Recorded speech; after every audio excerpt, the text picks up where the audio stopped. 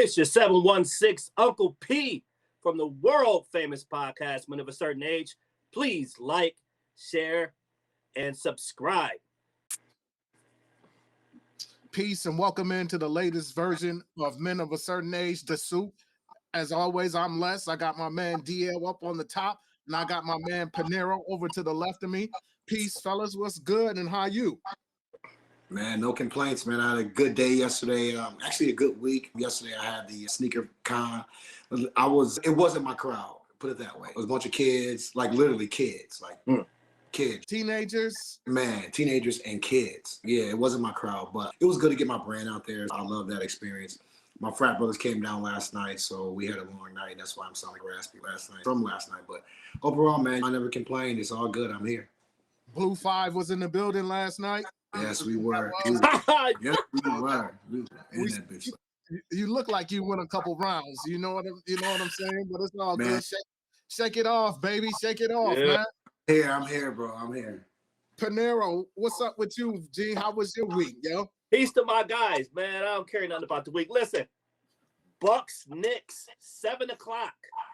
We need this win, man. Come on, we in 5th place right now. We need this win. You know what I'm saying? And Josh Hart, let me tell you something, man. Keep your feet on the ground, man. Stop kicking people and shit, man. What's wrong with you, man? Josh had enough. It's real in the film, man. And of course, as we record here this Sunday afternoon, as we give thanks to come together with the soup, please share, subscribe, and comment down low. Also to the soup members, man, we're trying to get to 250 subscribers, I should say, by Memorial Day. If y'all can help us out and get us to 250 subscribers by Memorial Day, the love will certainly be there, man. But as I said, man, as we sit here and we record this particular episode today, we have the women's final. We have South Carolina Gamecocks. Shout out to Dawn Staley. And we have the Iowa Hawkeyes and Miss, as we know it, Miss Caitlin Clark. Shooter, right?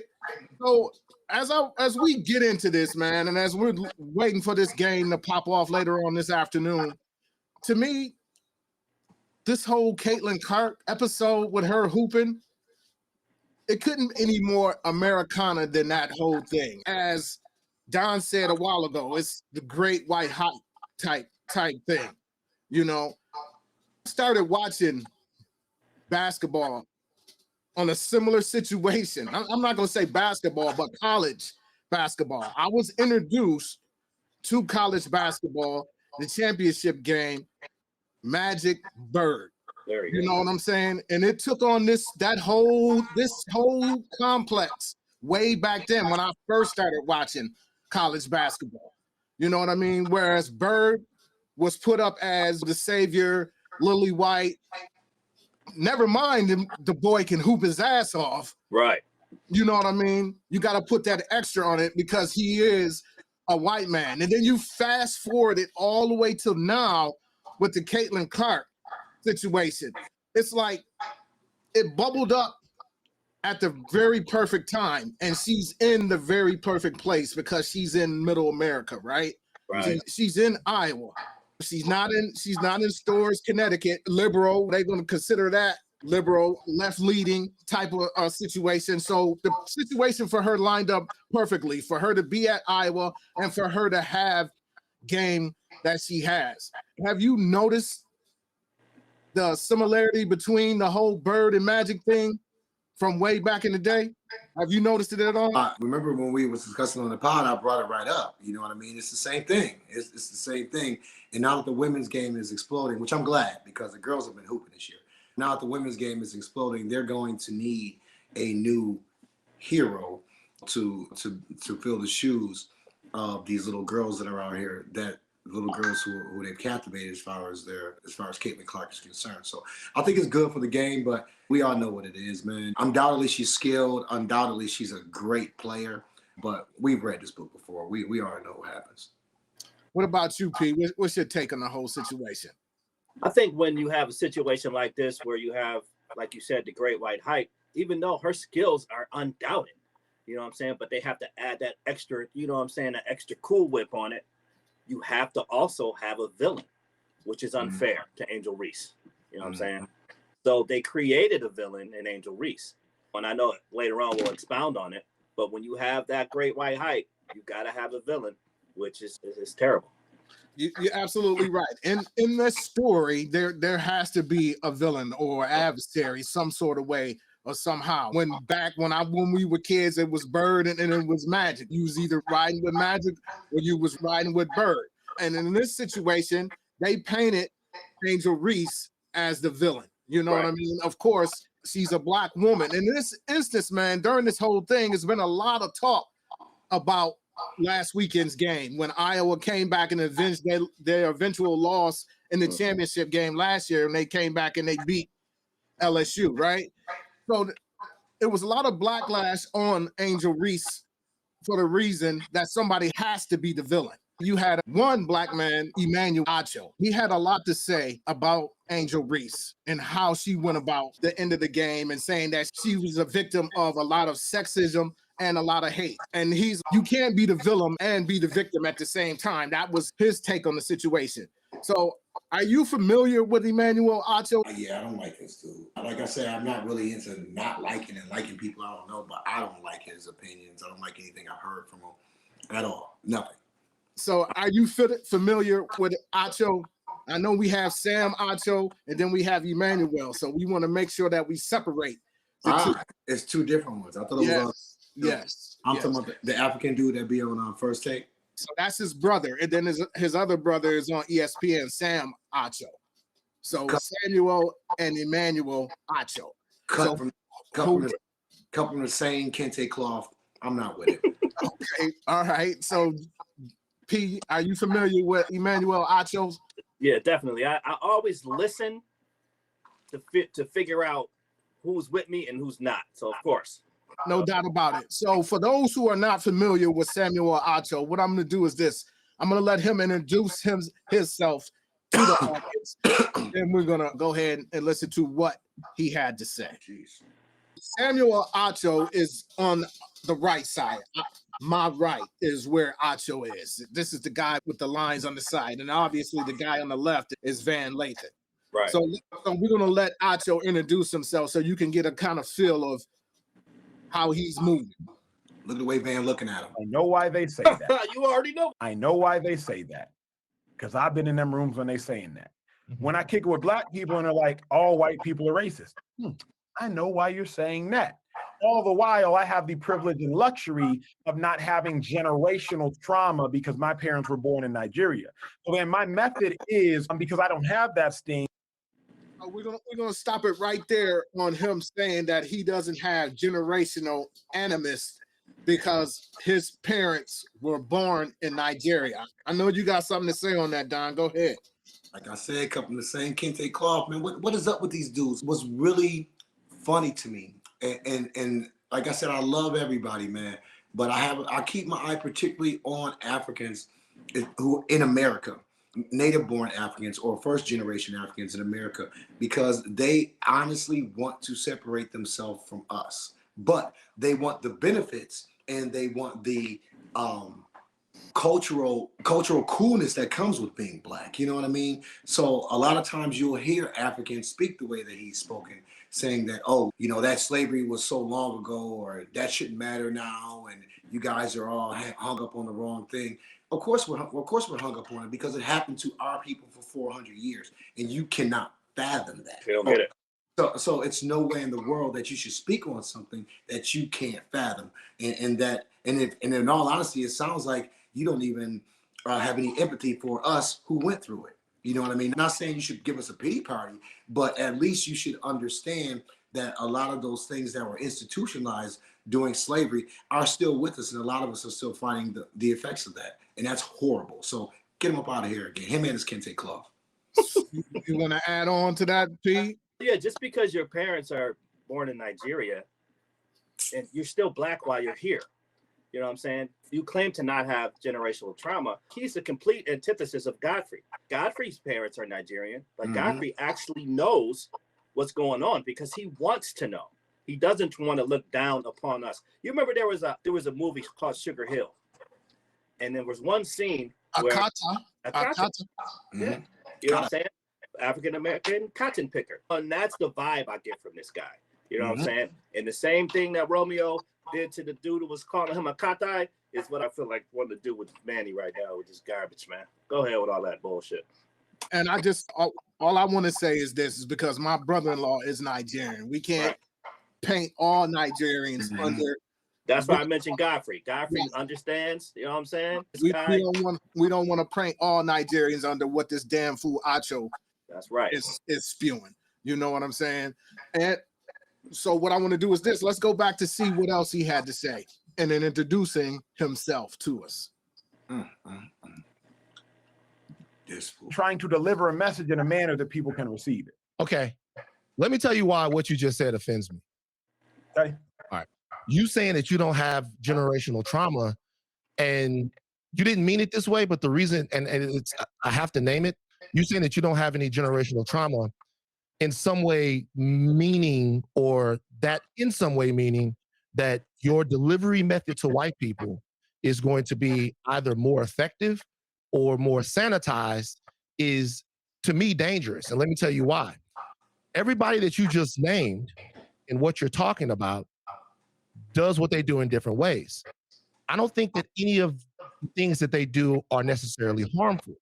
But what I could say is a black man, a prominent one, acting as an emotional butler for white people and serving them most milquetoast, unspicy, unseasoned brand of racial discourse and accountability possible could definitely be harmful. We're fighting for our lives. And to me, having a conversation like that at that particular time, it's not that it's a different method. Everybody has a different method. Is that it's the wrong method, is that it gives cover. Shout to Van. Get him. Van is a representative. Get him. Van is going to go up there and speak his mind and speak it clearly and concise. You know what I mean? He chopped Acho down to the very last compound right there. And as they say, a hit dog will holler. So what I wanted to do was I wanted to introduce Acho to the audience. Okay? So going back to what we were saying in the beginning of the show, when we were talking about the college basketball with the women's college basketball and women and villains and goodies. So Acho had some words for our sister Angele Reese concerning herself going to the microphone after losing and expressing what she's been through the last year. You know what I mean? So let's go ahead with Uncle Roland leading the way on Mr. Alton, right? After he made these comments following Angele Reese's news conference after they lost to Iowa. I'm sure y'all heard it. Press play. I'm about to give a gender-neutral, racially indifferent take. Now, you want to say, Acho, cater your take based upon gender. Acho, cater your take based upon race. I will understand that. But I'm about to give a gender-neutral, racially indifferent take. Angele Reese, you can't beat a big bad wolf, but then cry like Courage the Cowardly Dog. Wow. Because you want to act grown, which she has. If you want to get paid like you grown, which you are. If you want to talk to grown folks like you grown, which you did post-game when you told a coach for an opposing team, watch your mouth. If you want to tell people, get your money up, then post-game when you take an L, you just got to take it on the chin. Nobody mourns when the villain catches an L. And Angele Reese, you have self-proclaimed to be the villain. Now wait a minute now. How many movies have you watched that you rooted for the villain? All we do is that's what we do. We root for the villain. Come on, man. What is he? See, come on. There it is right there. Shout out to you because you were the second best basketball player on the court and it was not close. Outside of Caitlin Clark, it was you. 17 and 20, dog. Showed up, biggest game, second biggest game of your career. Absolute dog, but you can't under any circumstance go to the podium and now try to ask for individuals to give you sympathy. No one has sympathy for the villain. You painted the bullseye on your back. Why are you surprised? You? So if you want to act grown, if you want to pose grown, if you want to talk grown, if you want to talk to grown folks grown, then you got to take the L like you grown. Because what frustrated me is when you want to be the villain, but you want to hope for sympathy like a hero. I'm about to give a gender neutral, racially, and that was the commentary. Now, keep in mind, y'all, keep in mind that at the news conference after they lost to Iowa, a reporter asked Angel Reese a question about the last year since LSU won the national championship. This is what she was talking about. I don't really get to stand up for myself. I have great teammates. I have a great support system. I got my hometown. I got my family that stands up for me. I don't really get to speak out on things just because I just try to ignore, and I just try to stand strong. Like, I've been through so much. I've seen so much. I've been attacked so many times. Death threats. I've been sexualized. I've been threatened. I've been so many things, and I've stood strong every single time.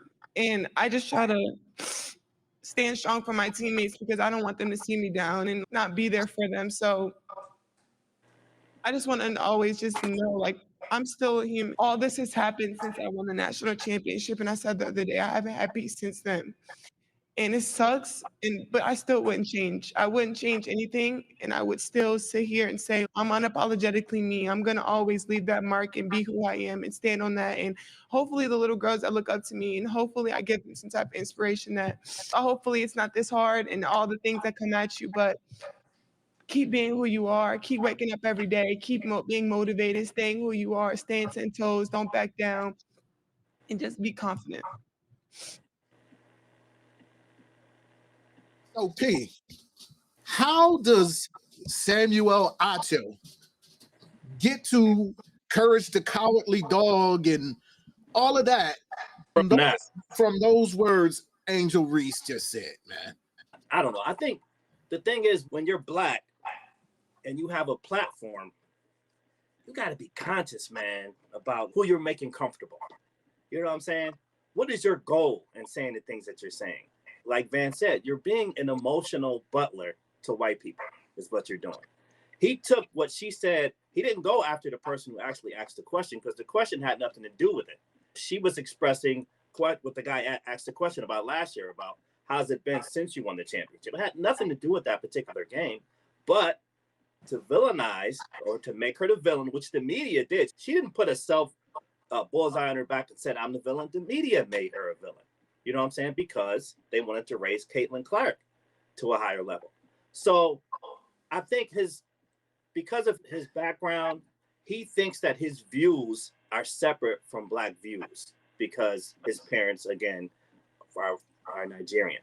But he's still a black man in America. So you can't separate, bro. You know what I'm saying? I don't know who you think you are or why you think you're saying what you're saying, but eventually he did apologize, but not to her. You know what I'm saying? So it's just weird, man. This whole mindset of because I'm not Black American, I'm African. You remember we talked about this before with Cameron. You know what I'm saying? People who don't have a Pan-African mindset, they seem to be separatists sometimes, and it's horrible. So before I come to you, is it going to take for Acho to get his ass beat by 5-0 for him to understand? Yeah, I don't know. That's a bad example on my part, but y'all get what I'm saying. You know what I'm saying? You know what I mean? So again, is it the self-hate?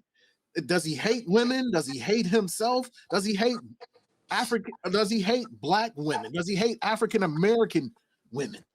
I think that it's a combination of a couple of things. I think it's a combination of the fact that he, like D said, he doesn't want to be categorized with this. Now, I know we're not monolithic, but he doesn't want to be associated with anything black at all. Literally, it doesn't seem like he wants to be associated with good black, medium black, or niggery. You know what I'm saying? He doesn't want to be associated with none of that. It's different to hear him speak like he's not prone to the same type of system that we live in. You know what I mean? It's strange. It's like delusional. It really, to me, is delusional for him to have that mindset. But when it comes to Angel Reese, I think that she showed something that a lot of people didn't take it to granted. She showed that she was really a human. Like she said, I'm a human. And brave too. And and brave, and she's still a woman because she cried, and she as strong as she basically was saying, listen, I was a strong black woman, and I endured all this other stuff for the past year, and now you know what, I can let it all out. Right. And when she lets it all out, you got people like this guy who's you're a villain and and so forth. When honestly, man, she's literally just a 23-year-old kid. Call that girl cowardly, cowardly man. dog. Come on, man. That's crazy, man. That's crazy. And like I said, that's what I was doing in my phone when we were listening to his clip. I was actually looking at his NFL experience. 9 years in the league, 4 different teams. Dude, I don't even remember you being in the league. I don't understand why they continue to put people who weren't high-level performers, right?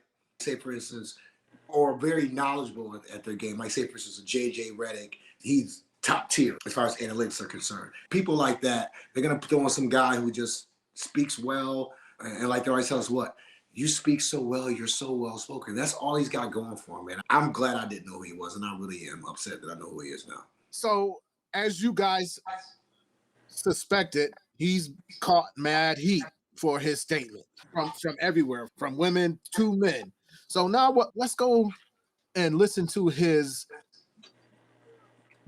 quote unquote apology, but we'll come back to that. Got a info, and this was today's video.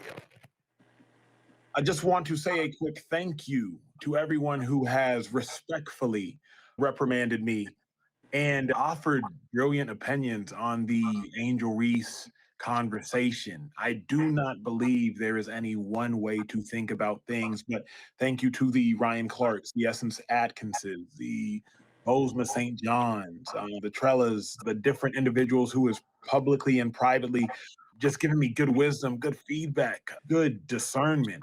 I understand. I think life is all about understanding.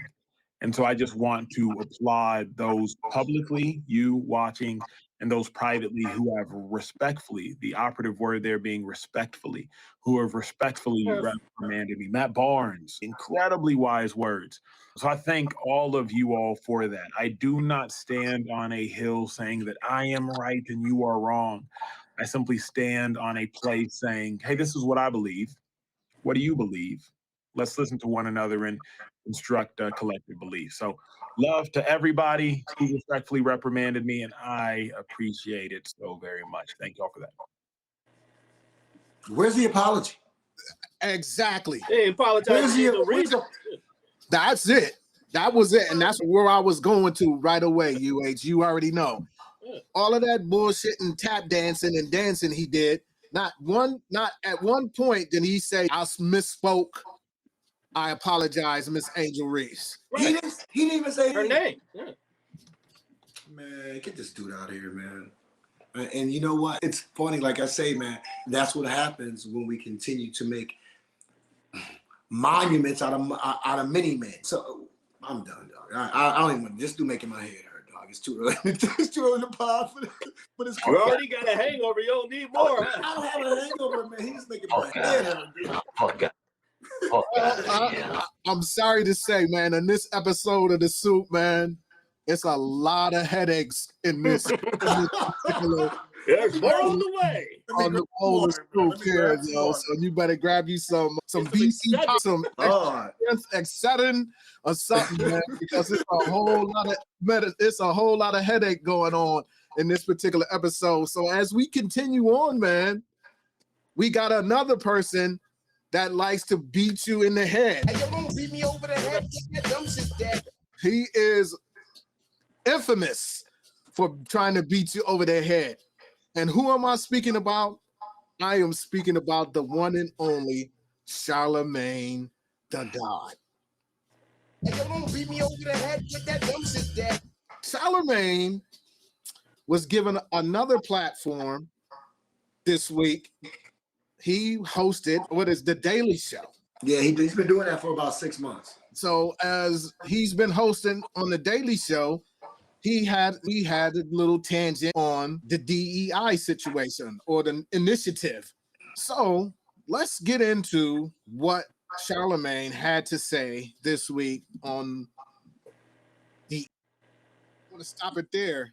He said there was only 5, right? As of today, there's 9. We're going to leave Charlamagne right there, right? Don, why is Charlamagne truly enemy of the state? I think Charlamagne has cultivated the role of being a modern day Sambo. From his self-hating, going back to when he bleached his skin, to, don't ever forget about that, to right now when he's pretty much cooning in front of a white audience, talking about something that I don't care if it's helped 2 people get a job because of their color. It's something that helps us as a whole. And just to back off him a little bit, let's talk about the whole DEI thing. DEI has become like, remember how they hijacked they'd say took the word from us and they turned it around and flipped it and bounced it. And now it means something completely different. And that's what they're doing to DEI as well. Like I say, Charlamagne is content on running his capitalism up as high as he possibly can, with the fact that he's compromising us as a whole with it. So I'm not surprised. I'm not disappointed. I'm just gonna watch him go further and further down the rabbit hole. P. Charlamagne, has anybody ever asked him what the day's math is? Has anybody ever asked him that when they get up there? Because I know he's been up there with plenty of 5s, plenty of gods, and earths, for that matter. You know what I mean? I've never heard him express when he received knowledge itself. Have any of y'all heard? Yeah. Never. I've never even heard anyone ask him what today's math was and why he has the moniker "the God" at the end of his name if he don't know, or if he knows. But no one asked him, so we would never know if he knows. So maybe we should ask him. I can give you a little bit of back. He claims that and around the same time we were gaining knowledge of self, that he gained knowledge of self, and that he's basically changed his philosophy. He tried to compare himself to Malcolm X and his transformation to Malik Al-Shabazz, but because of the fact that's his brand, the God, he chose to stay with it. Please. Okay. Hey, we're not calling him that no more. Just Charlamagne, right? Charlamagne, that's it. For him to get up there and joke and then play clips of Fox News, who we know is super racist, and them to take it and co-opt it, like you said, Don, and try to make it into some type of evil thing. Once again, going back to Angele Reese, you gotta have some type of some boogeyman somehow. And if it's dealing with us some type of way, that makes it even scarier. You know what I mean? Just like the guy said, "Oh my God, if I get on a plane and it's a black pilot, I'm gonna do a U-turn." I have a clip from a prominent attorney that we all know by the name of Benjamin Crump, and he showed a clip. Matter of fact, man, I'm just gonna share that real quick with y'all. Now, see this? Yes, sir. All of these doctors that's coming out in the world here, minority doctors, and it is proven that Black doctors are more likely to care for you better, right, than their counterpart. Right. So you look at this. My doctor is definitely Black. Mine is as well. Shout out to Dr. Holloway. You know what I mean? No doubt. And you look at this picture, man, and I had to pull this up just off of the strength of the nonsense that Charlamagne is talking about. A lot of these women and men here are going to get a shot to practice medicine because of DEI. Right. And these people work just as hard and sometimes harder than those of other ethnicities and backgrounds, because they get into the positions that they get into because their grandpop's name is on the building. Right. We have to be overqualified. Exactly. I wanted to show that to offset the bullshit that Charlamagne was perpetuating with those clips from Fox News and those other bootleg news channels.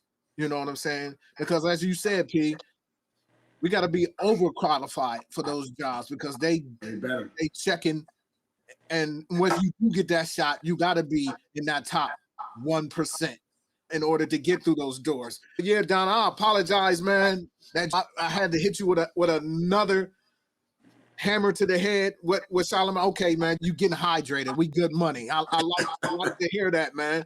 You know what I'm saying? As we continue on this particular episode of The Soup, man, please share, subscribe, and comment down low. Again, we're trying to get to 250 subscribers by Memorial Day, y'all. Please tell a friend to tell a friend and hit that subscribe, man. We love y'all. We need y'all. So as we continue on, man, unfortunately, Puff, have y'all seen or saw or caught anything new over the week with Puff, man? Anything y'all want to bring to the table before we get into Mr. Suge Knight and what he had to say? Believe it or not, Tubi is owned by Fox. That's yeah. That's all I gotta say. Take that into account. Yeah, I heard something about Oh, you don't say. You'd be surprised, right? Yeah. I heard something about his son getting jammed up, his son getting catching some flack. That's all I really heard. And then it was wild, right?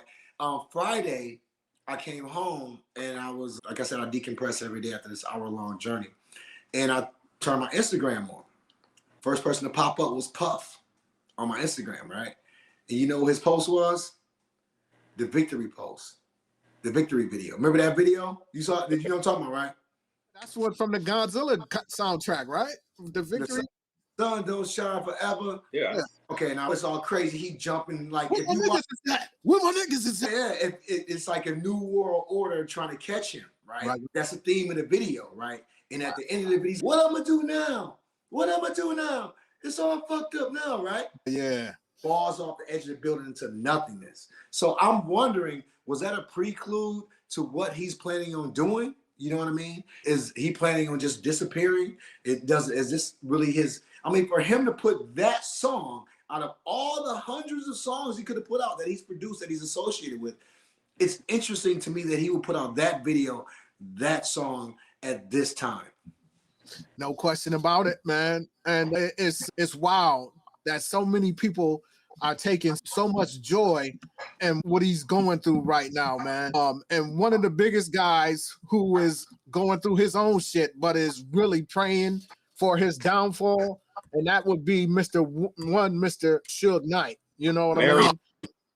As y'all know, man, Suge has a lot to say. So what we're gonna do, man, is we're gonna bounce behind the ball and see what this cat got to say one time, and then we're gonna do what we do with it. Everybody been talking about the Puffy situation. First, yeah, nigga, we talking about the Puffy situation. What you talking about? Pray for his family, his daughters and sons, his kids, basically. That's never a good sign for nobody to cheer about when it comes to kids or young babies. It's a bad day for hip hop, for the culture, for black people. Because when one looks bad, we all look bad. So definitely not nothing to cheer about. But I tell you what, Puffy, your life is in danger.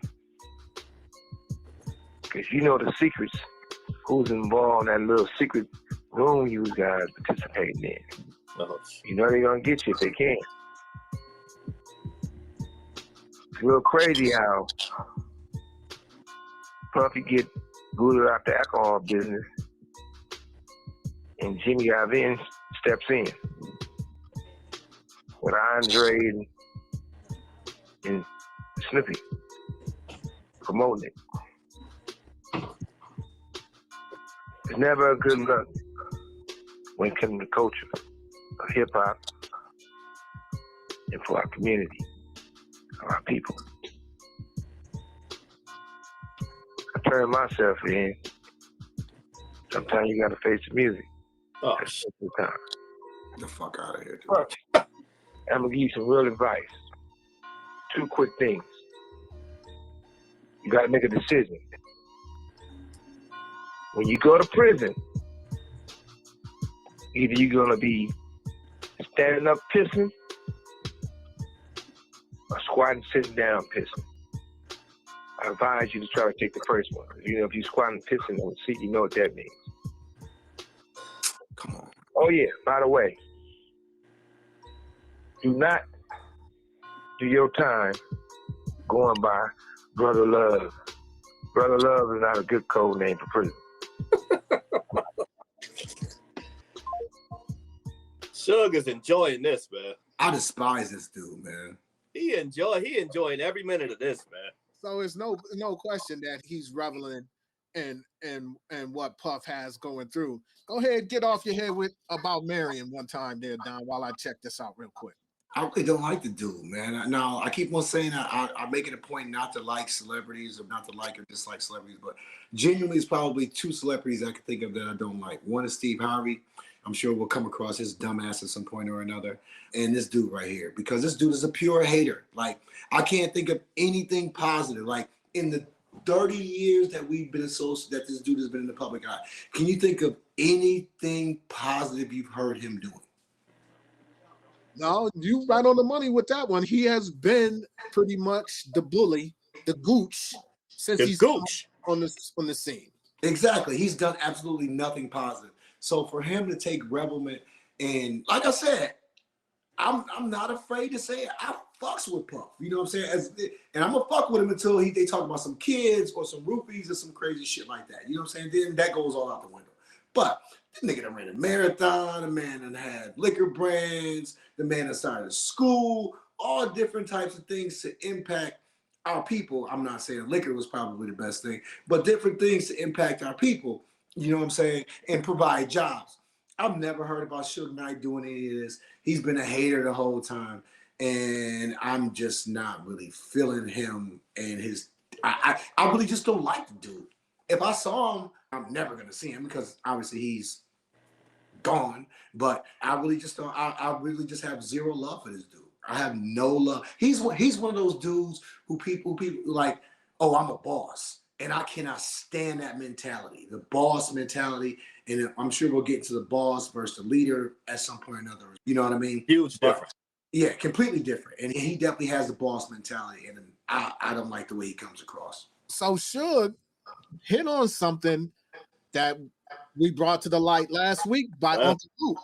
Mm-hmm. He brought that whole what is it? It's Diag. What is the name of the company? Diego I think it's Diego or something like that. That Puff was suing.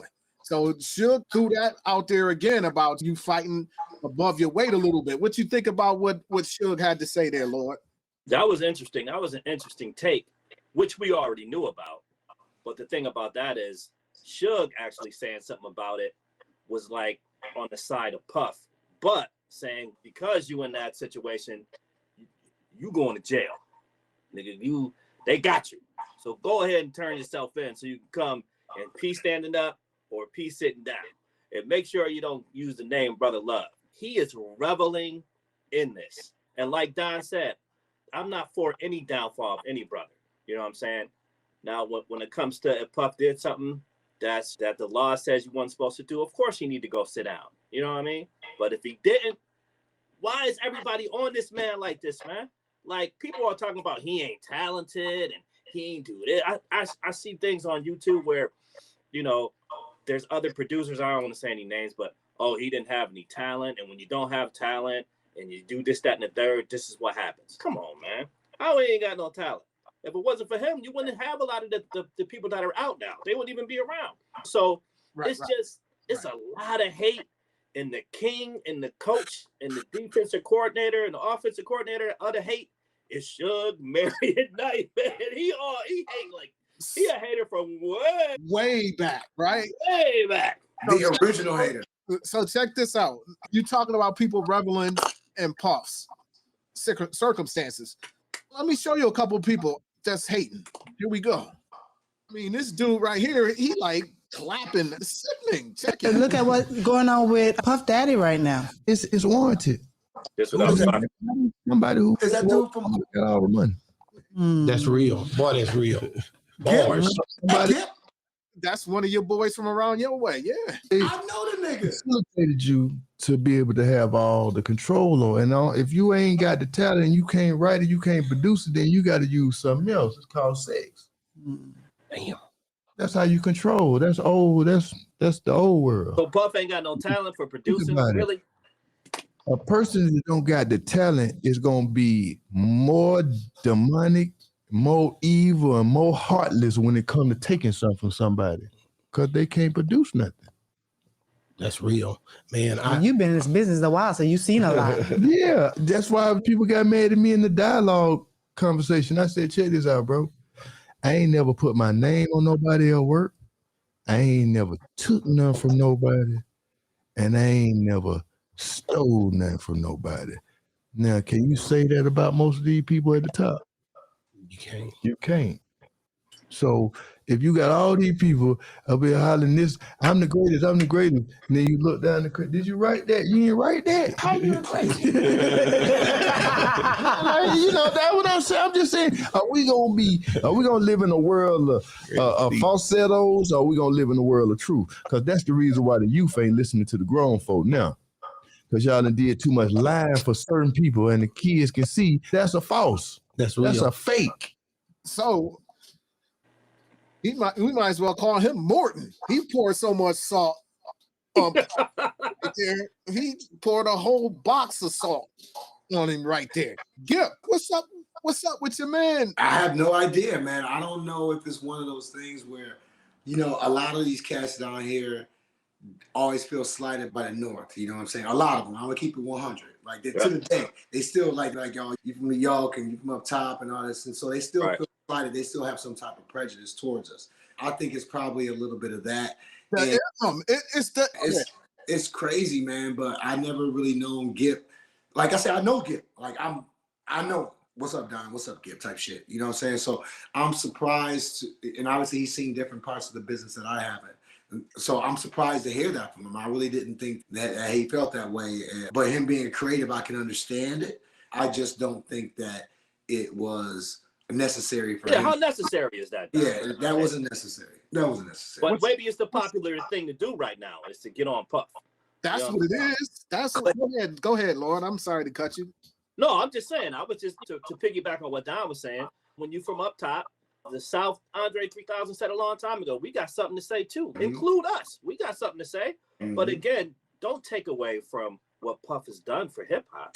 You know what I'm saying? His personal life is his personal life. I think right now it's popular to just get on the hating Puffy bandwagon because that might get you you might get your foot in the door hating on Puff. You know what I'm saying? It might bring you back to life, bring your music career back to life or something. I don't get it. I'm just not that. I ain't no hater type dude. Is it what we do as a folk? Is that what it is? Like you said, P, just to pile on? It's the popular thing to do? Or is it inbred that you hated this cat for so long and now he understands? Now's the time. A little bit of both. Yeah. And now you can revel in that he's under some pressure. Yeah. You know what I mean? Does that make you a hater? Or no? Oh, because you've already hated from the beginning, and now's the time for you to come out because he's in a situation where he's already down. That makes you a super hater. So basically, a hater, super hater from way back. Now on this whole Puff situation, as y'all just said, it's everywhere. They talking about it on Fox News. They talking about it on the Art of the Dialogue. We talking about it on the Soup. So it's everywhere, man. So a native New Yorker has some interesting stuff to say about this whole situation that Puff was going through. It's probably somebody that none of us thought would have a take on it. But interestingly enough, he did have a take. Let's see what he had to say.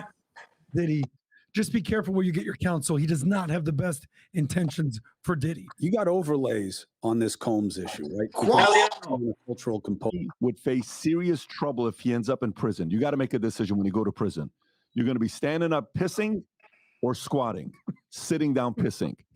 Knight said before warning Diddy not to use his nickname Brother Love in prison. Got to give this guy some, Do you think, is there any bigger enemy, choose your enemies wisely, than Diddy has with Suge Knight? Suge Knight is the Diddy of Death Row Records. So we talked about this on previous podcast.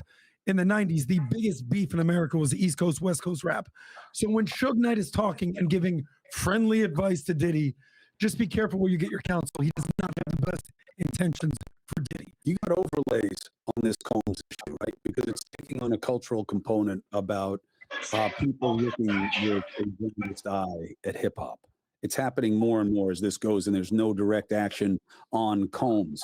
The first thing that bothered me about this is, why is a guy who's doing 28 years for voluntary manslaughter, and he didn't just turn himself in to do the right thing?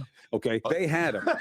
Why is he? After I killed the guy, I got arrested. Kind of turned myself in. I don't understand why he gets a platform in prison. First of all, like, punish the guy, shut him up. You know what I mean? You're doing your 28 years for murder. What are you saying there? I'm saying that why does he get to give press statements about what's happening with Sean Combs? The guy should be in a box thinking about what he did for the next 20 years. Would you want to interview him? Would you want to interview Suge Knight? Of course. I'm a shameless opportunist. If I got as a rule, Shouldn't have said opportunist. He should have said capitalist. He kept it 100. Shameless. You know what I'm saying? He should have kept it 100. I don't know why a prisoner who did something that bad is getting that kind of access to free speech. But the idea of this becoming more about hip hop, this investigation doesn't smell right from an investigative perspective. And I'll tell you why. Ordinarily, here's how it works. You start working bottom up in an investigation like this. This is essentially a RICO case. Okay, this is a racketeering case. That's what they're going to do, is get him for ancillary activities that were part of what they're going to say was a criminal enterprise. You get the little guys. They start to bubble up. You now get your subpoenas out. You get your information, your web of networks of contacts and communications, which is a treasure trove these days because everybody's doing this all the time. Then you punctuate it with things that you now have an understanding where they might be and what they might mean, and you raid. And then you indict and or arrest. That's the way it usually works. Here, we didn't hear about a lot of these things until the raid, which may have been motivated by these civil suits, which are laid out very well, by the way, especially that little rod. It reads like a novel. Burger time. Action. Burger time. These Adam's Friends restaurants. He was in Pura Vida in Miami filming with Wes Watson this weekend.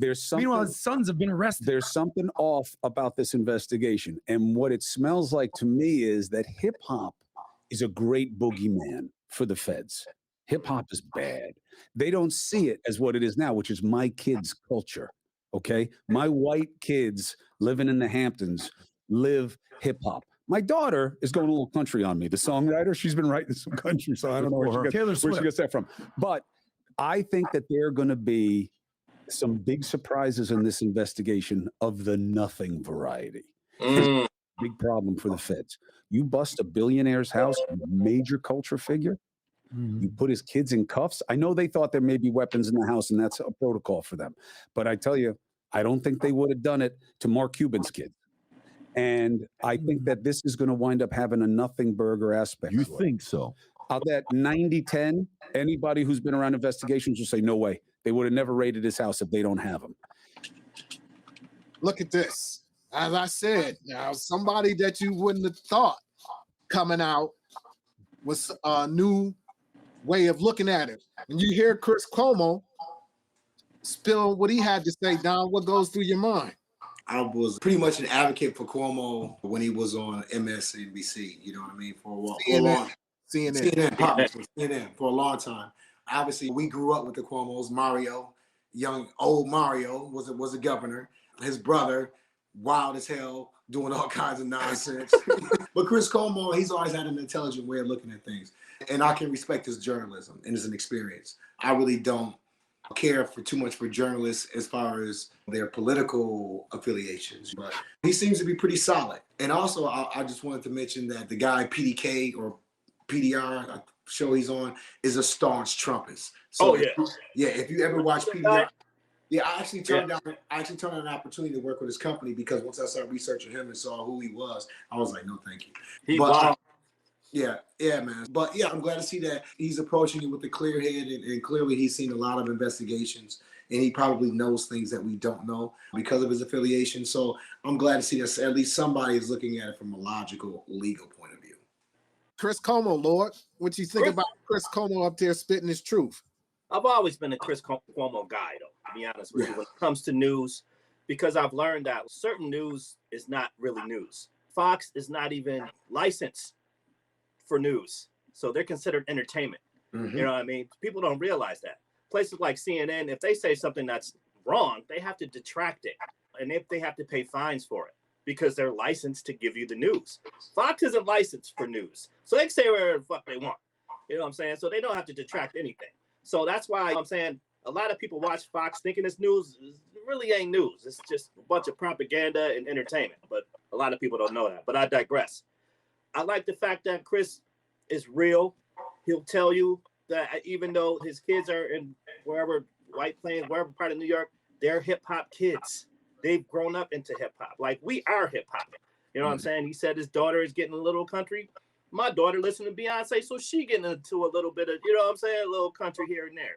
You know what I'm saying? So the realness and the fact that he's going to give it to you straight up, and the fact that he's honest by saying, I'll take the opportunity to interview Suge Knight if I could, even though he feels like Suge Knight should have had a platform to say what he said. So I just like the realness of Chris Cuomo. Yeah, when I came across my TL Cuomo speaking, and I was like, man, that's interesting to a guy that somewhat has how can I say it? A legitimate reputation. Somebody that you don't have to think that this cat is Tucker Carlson or this cat is Bill O'Reilly. You know what I mean? Or you don't have no agenda whatsoever. Or Ingrams. And it makes sense. You rate that man house the way you rated that man house, you would think at some point in time they would have had him like this. You know what I'm saying? For them to go the way they went and then come away, all right, now you got Puff riding the bike out in the streets with Stevie J and shit like that, you know? Yeah, man, that was our weekly Puff update, man. Puff, hold your head, man. Stay out of jail, man. Keep doing you. But we are always going to say here on Men of a Certain Age, the Soup, if you was on that bullshit, man, we ain't fucking with you, man. No. You know, you deserve to go sit down somewhere. That's what it is, man. Kids are roofies, bro. No kids, no roofies, man. Right, thank you. So as we continue on, man, and we talk about the culture, man, we are of the culture. And in this past week, Sexy Red was in the news, y'all. Did y'all see Sexy Red in the news, man? Since y'all didn't see what happened, it's Sexy Red. First of all, why would you, as a principal, invite Sexy Red to perform for your students? Ooh. Now, I equate that to when we were in high school, having Luke come to school. Exactly. Come on up and say goodbye. Right, and come and perform. So my first thing I'm thinking is, what was the rationale of you thinking that it's a good idea to have Sexy Red come perform in front of the students? So what happens is Miss Red, matter of fact, let me show y'all what Miss Red did. Oh my gosh. Ski wee. I don't even want to, man, I'm about to turn my head. I don't even want I got you. Try to talk to the kids, get in the weather today. They're going to put me off on me. Tell me I smell like weed. Watch this.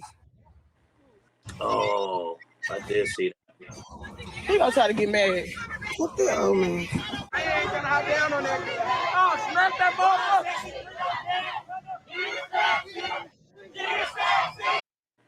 Yeah, man. They invited Sexy Red to the school to perform, but they told her to fall back because she came in smelling good. She came in smelling like some good. Like she came right out the forest. And they told her, no, you can't perform. Lord, what's your thoughts on Sexy Red performing? My thing is, why would, first of all, do your homework. Find out what Sexy Red is all about before you invite her to your school to perform for your kids. If you do that, you may find out she might smell like weed when she get there. You know what I'm saying? But the fact that she did smell like the good when she got there, she deserved to be turned around. Come on, man. You can't go speak to some kids smelling like the good. At least spray yourself down. You know what I'm saying? Like, I work with some kids. They smoke. I understand. Whatever. Do what you do. You smoke on your lunch break. At least freshen up because you're about to be in front of some customers here, bro. We don't need to lose customers. So again, do your research on Sexy Red. Why would you? I can't even. If you're a teacher, you should know to do your research on Sexy Red before you bring her to your school. It's just that simple. Your niece or nephew, who is junior high, comes and tells you, Uncle Don, guess who's performing at school tomorrow? Sexy Red. What goes through your mind when your niece or your nephew give you that? I need to be there. Number one, I need to be there because you know what I'm saying? I know who she is, and obviously these little kids know who she is, so I need to, it's gonna sound crazy. You need to monitor what's going on. I need to see what's going on. I need to see what's going on. No, really, I would definitely be opposed to that because even at high school, even for high school students, I don't think that she's appropriate. You know what I mean? And obviously they're hearing this stuff. They're on the radio. They're seeing it on Twitter, probably on X and all these other platforms. But you really don't need, by putting her in a school atmosphere, that gives a level of endorsement to her, Right. Which is not something that you want to have. Now, back to the buzz situation. I'll tell you this. I smoke cones. I'm an advocate, right? I smoke cones, right? When people hold that thought. He said he smoked cones, so you can smell him. Oh, wow. Because that's straight, buddy. Yeah, it's straight bud. But you know what? It doesn't stay on me if I smoke a blunt. If I smoke a blunt, it's all in my clothes. It's all on me. You know what I'm saying? Whereas a cone may be stronger. It has more aromatic. But once I get into the wind, I'm good. Whereas as a blunt, it's on you. You smell like a dirty pit bulls all day. But that could be part of the reason why. And a lot of people are really into blunt. A lot of young people, they'll put a whole 3.5 into a blunt, and that's the way they smoke. So their smoking habits are different. They don't have as much experience, and I definitely want to see Sexy Red in concert. Let it be known. But yeah, man, the principal, whomever they were, they fumbled the ball. They fumbled the ball from the giddy for having Sexy Red perform. So 3 out of 3 doctors agree that Sexy Red isn't the move for the high school or definitely junior high, elementary. That we gonna leave the college campuses probably different. A good place for Sexy to get her stuff off there. Now, man, as we stir Sexy Red into the pot here, we are men of a certain age.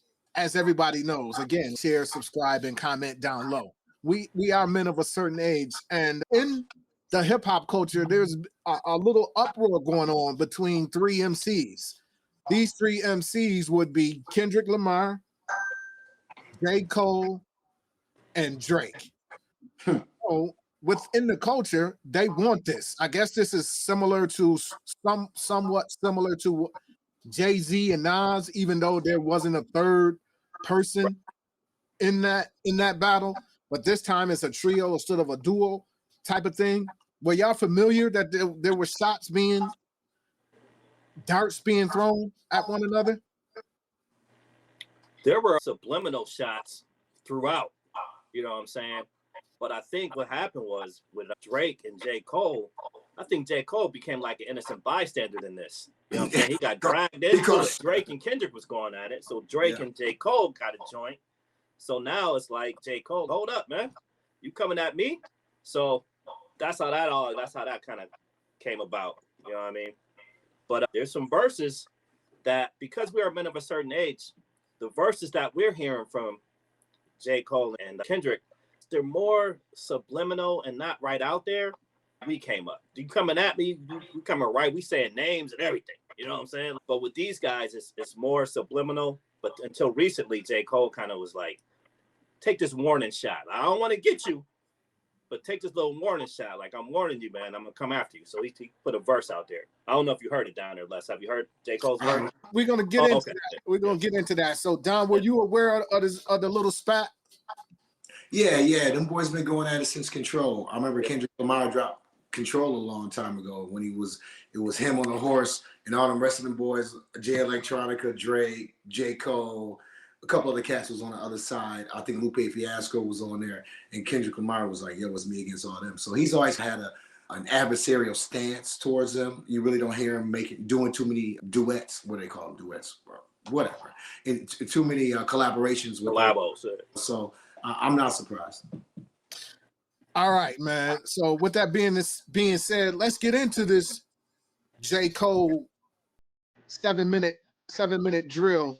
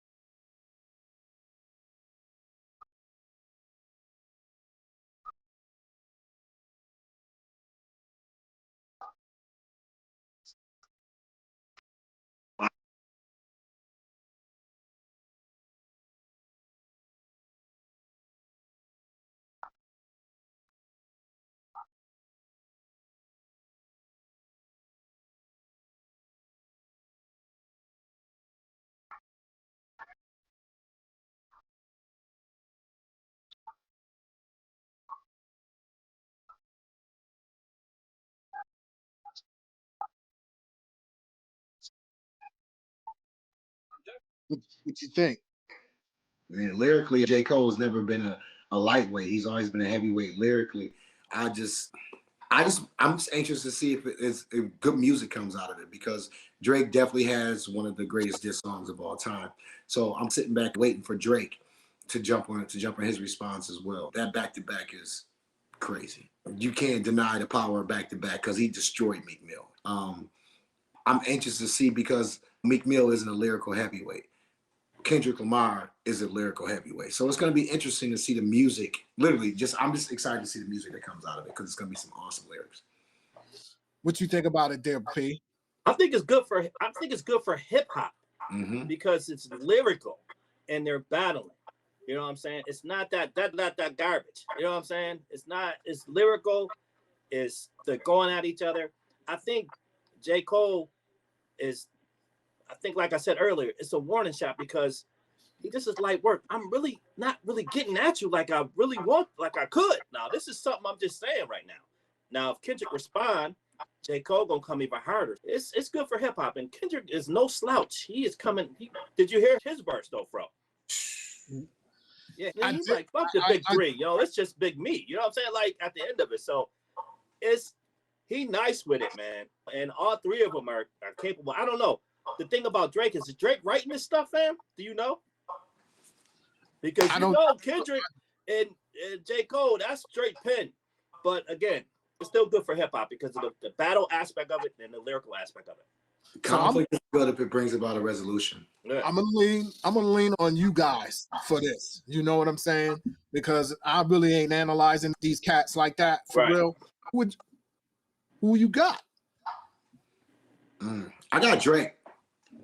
I'm coming J. Cole, man. Yeah, I'm coming Drake just because of his past record, man. Like, yo, y'all, like I said, I know y'all boys ain't big Drake fans, but admittedly, I'm a Drake fan. I like his music. I like his lyrics. I have for a long time. So it's not anything like I'm a D.E.I or anything like that. I fucks with Drake. And I think that he has lyrically, if you listen to him in his flow, I think that he has a capability. Now I don't know if he's gonna get any assist ons. Somebody gonna drop him. Somebody gonna drop a Chris Paul gonna be in there with him or something. Somebody gonna throw him a lob. But the thing is, the way he comes about, the way he changes it into his own is unique. I give him that. You know what I'm saying? If he go John Morant instead of CP3, I would respect him a lot more. But you would never know though, Don. You ain't gonna. This is true. You know what I mean? Oh, it seemed like the culture wanted though. The culture wants to see these cats bang out. You know what I'm saying? I'm here for it. I'm gonna say, just listening to the J. Cole.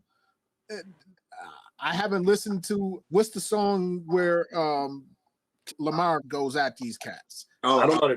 You know the name of the song, Don? It's kind of fire though. I forgot the name of the joint. It's him and it's on Future's album. Future joint, yeah, he did the Future first song. Metro Boomin album. Oh, okay, all right. Yeah. Future got beef with Drake obviously now too, so that's crazy.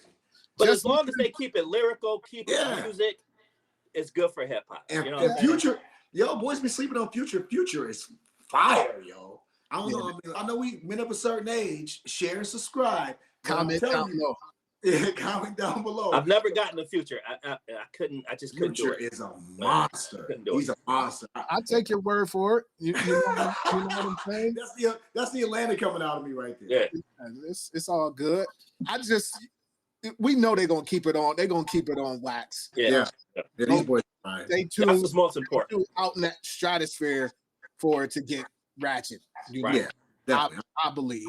You know what I mean? So yeah, man, we went an hour and 22 today. You know what I'm saying? I appreciate the energy that was brought between my team here, man, because we are only as strong as we all are together. You know what I mean? Don, you got anything to say? Anything you're promoting before we bounce out of here, man?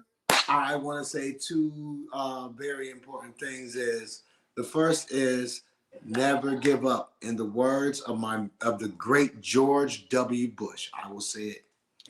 We will not tire, we will not falter, and we will not fail. And that should apply to everything that you put your mind to, whether it's men of a certain age, being here on time, getting the camera angle right, doing what we have to do, better editing, everything that we've done to make this a better experience for our audience. We're not going to tire, we're not going to falter, we're not going to fail, we're going to continue to move forward. And also, I'm looking forward to the NBA playoffs, man. I'm excited about the playoffs. Literally, what is it, 67 straight days of basketball every night. So, man, I'm excited about that, man. I'm excited about that. I know we wrapping up, but I meant to ask you for the longest time. You still rolling with that purple and gold? Because I know how you. Oh, damn! That's what I forgot. Before we wrap it up. Oh, Bronny LBJ Jr. How you feel about that? What you got for me on that, yo? Don't be a fool. Stay in school. Schoolhouse rock, whatever you want to call it. Keep your ass in school because you are not a pro player. You're not. He's not a pro player right now, from what I've seen. You know what I'm saying? And it's not like he's starving for bread.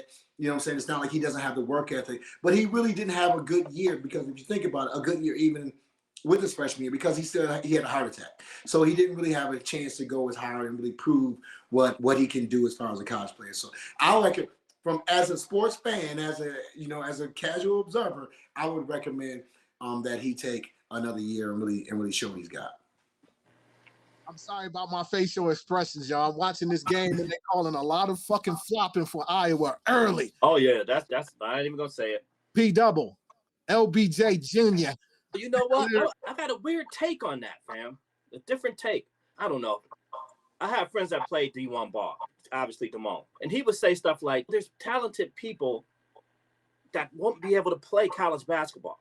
You know what I'm saying? They can't play the game. It's just not for them. Bronny has been under his father's thumb for a while. I think that he's just not a college player. In order to be, you can be in college, and if you're not a scorer and you just lighten it up, you're not going to even get looked at. Good but point.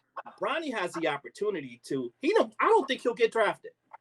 You know what I'm saying? He's just going to go straight to the Lakers. Nobody's going to pick him up. You know what I mean? And he's going to be Avery Johnson on steroids. Now, what I mean by that is he's not going to be a star, but he's going to be a good NBA player, facilitating and hitting the open shot. And on a break, if he by himself, you know what's going to happen. You know what I'm saying? I think he'll be a player in the league, but not to the level of greatness. So you think he should come out this year? What's that? You think he should come out this year? I don't think so, to be honest with you. But again, he put himself in the portal. Then he took himself out the portal. Now he's going to the NBA. And because of his father, he's going to be in the NBA. But he's going to be a player in the league. That's it. There's a lot of players in the league that we don't even know about. And he just because he Bronny, we just gonna know that he Bronny. He gonna be, like I said, Avery Johnson on Royce. So basically, he's gonna be Giannis's brother. There you go. And if we get the opportunity, we'll see what happens. But Giannis's brother Giannis's brother, you know what I'm saying? Like Giannis's brother is trash. He's trash. He's gonna be in the league because of his father, and we're gonna see what happens. He's terrible. Because would you draft him, Fro? From what you've seen, it's ridiculous. And again, it's LeBron, and that's the reason why I don't rock with dude, man. It's because he play these type of games. Obviously, salute to him for being in the position that he's in to be a shot caller and be able to say, listen, man, my son is going to come up and he's going to be on the bench, 12th man. You got to get 3 minutes, 6 minutes. That's what's going to happen. A game, that type of thing. I mean, at this point, he don't even talk to the media. You know what I'm saying? He's not even talking to the media. LeBron and his publicists are doing all of the talking for him. When he goes to the league, is he not going to meet? Is he not going to talk to the press at all? Why wouldn't he? I hit him with I'm just here so I don't get fined. He hit him with the beast mode, right? Hit him with the beast mode one time. So why isn't he just trying to get his game better? He didn't even average double figures. No. 5 points. Right, that's what I'm saying. Why wouldn't you go back to the league and get your game at least stronger? But again, I'll say this is LeBron wanting to be on the Ken Griffey Jr. and Ken Griffey Sr. thing and play with it and be the first one ever to play with their son in the NBA game. That ain't gonna make you the GOAT, my G. Gonna vote you past young Dale Earnhardt. He's trying to be young Dale Earnhardt out here. It's not gonna vote you past MJ playing with your son, B. Shout to them for being in control the way they are and able to manipulate it the way they can. For the longest time, it's only been the Europeans that's had that type of control and power. So I salute him for it. But at the end of the day, man, I would like for to see the kid get his game strong. At the end of the day, if he in a G League, what good is it? So P, the people are waiting for your Sunday suit. Oh, nieces and nephews, what's going on with you? Okay, so my advice to nieces and nephews is real short. Pay attention.